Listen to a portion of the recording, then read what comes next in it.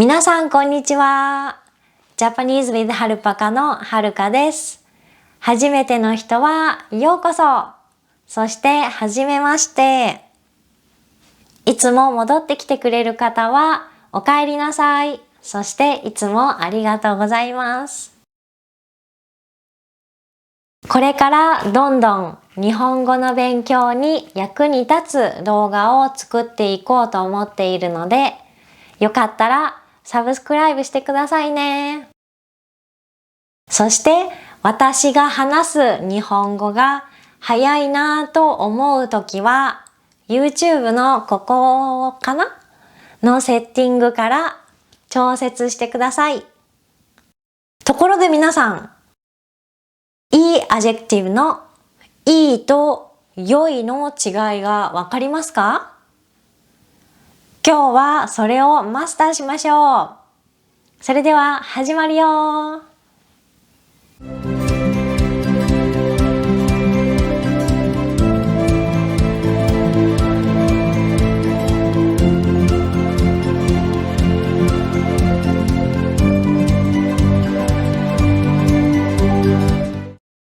いいも良いもどちらもいいアジェクティブで英語に訳すと good となります。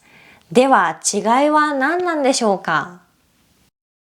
ルールが一つだけあります。そしてそれがわかれば簡単ですよ。ではまずいいから。いいは活用がいらないときに使います。日本語は形容詞でも活用があります。そう、日本語には2つ形容詞の種類があって、いいアジェクティブとなアジェクティブですね。で、いいアジェクティブの方だけ活用があります。なアジェクティブは名詞と似ているので、名詞は形は変えることができないので活用はありません。だけど、いいアジェクティブに関しては活用があります。そして、いいは活用がないときに使えます。なので、常にいいを使う場合は現在形です。では、例文を見てみましょう。いい？ Can I do it? いいよ。You can do it. Go ahead. いいね。That sounds good. いいな。I'm jealous of you. では、良いを見てみましょう。良いはいいと違って活用があるときに使います。そう、いい形容詞は活用がありますね。過去形にするときとか、否定形を作るときに活用が発生します。それでは一緒に例を見てみましょう。よかった。I'm glad to hear that. よくできました。Well done.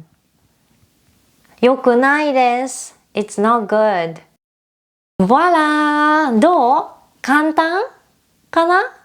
簡単じゃないかな？でもこの今の例文は本当に日常会話で使うので覚えていて損はありません。なのでさっきの例文ぜひ使ってみてくださいね。では、いいと良いを使った文をコメント欄に書いてみてください。それではこのビデオから何か新しいことを学んだよという時はLIKE ボタンで教えてくださいね。じゃあ、Happy Japanese Learning! また次の動画でお会いしましょう。またねー。